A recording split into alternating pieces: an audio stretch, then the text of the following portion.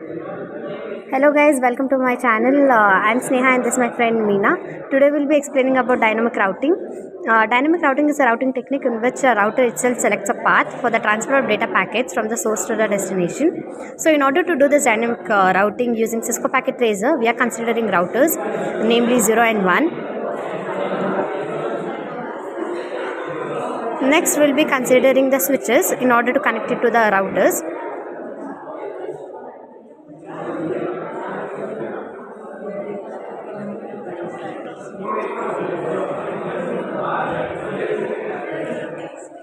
Switches are of PT type. Next, we have to take end devices that are personal computers, namely 0, 1, 2, 3, in order to connect it to the switches. We'll slowly take PCs.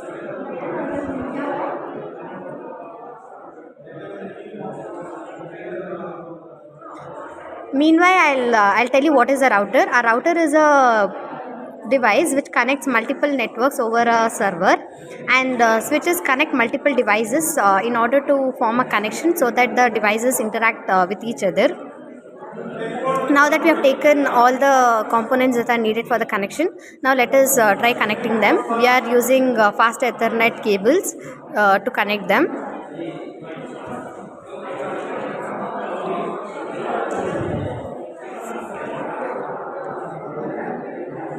And now here we'll be considering a cable where we'll be connecting it from PC to router. Here we'll be considering fast Ethernet 0 and fast Ethernet 1 for all the 4 PCs. And for the switches to the router also will be considering the same cable with the fast Ethernet itself. So let's do it for the second router also. Yeah. And now for connecting two routers, here we will not be using the same cable. Here we'll be using serial port. I'll just show you what it is. Yeah, this is serial port 2, and we'll be connecting two routers here. Now we need to configure it. We have to configure all the PCs and routers. Switches don't need any configuration. So let us begin by configuring the PCs. Consider the first PC slowly.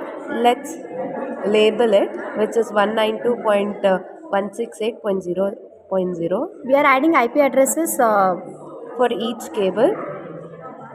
So it will be easy while we configure it. We provide the IP address as well as the configuration when we configure it. So you can observe that for each cable have given 3 different labels, which ends with 0, 0.0, 1.0 and 2.0.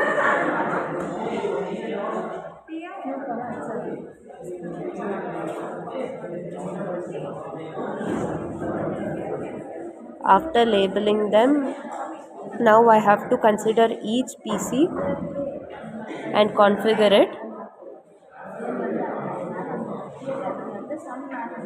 We'll be showing you the configuration of one PC, and the similar will be done for all the 3 PCs. Now you have to go to the desktop and then go to IP configuration. There you have to provide the IP address, and the subnet will be provided automatically as soon as you enter it. And default gateway, you have to provide the IP address of that. So I'll show you how it is. Now when I click enter, the subnet automatically fetches the address.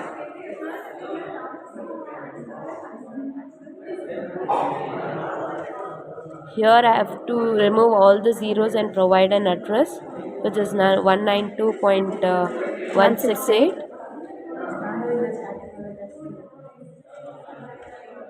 And with a different label, which is 0.1. So let me copy this 192.168, so it will be helpful for me whenever I need to configure for other PCs. We'll do similarly to all the 3 PCs. Yeah. Go to desktop, IP configuration, and provide all the addresses for rest all 4 PCs.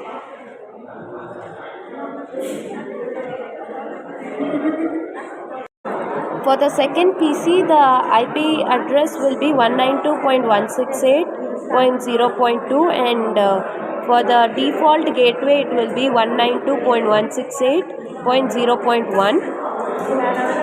For the third PC, the IP address will be 192.168.2.2, and for the default gateway it is 192.168.2.1. For the fourth PC, it is IP address will be 192.168.2.3, and the default gateway will be 192.168.2.1. For the switches, we don't have to configure, so let's directly configure for the two routers. So for the first router, you have to check the fast Ethernet whichever we have used. For that, we can for the labels, like to know which router we have used, so that you have to go to options and then preference. There you have to enable the labels. So you can see all the PCs and routers and switches have their own individual label which we have used earlier. And then for the first router we have used fast Ethernet 0. So let's click on that, go to configuration, fast Ethernet 0, and then on it, and then provide the IP configuration and IP address for that. So After configuring both the routers, we'll be doing the configuration to the serializer. And we'll be providing the IP address and the configuration address for that, and we have to on it for both the routers. And next you have to go to the, after doing all of these, then you have to go to the configuration and again click on the RIP. There you have to add 3 IP network addresses for each router.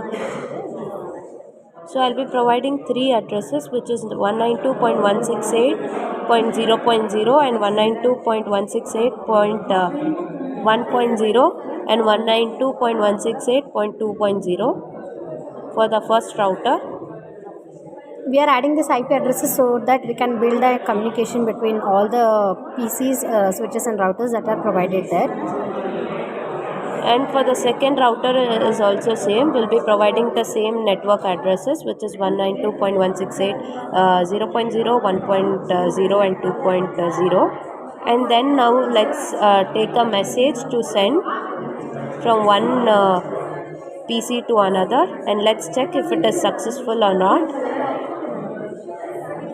So at the bottom you can see it is successful when I send the message from one PC to another PC.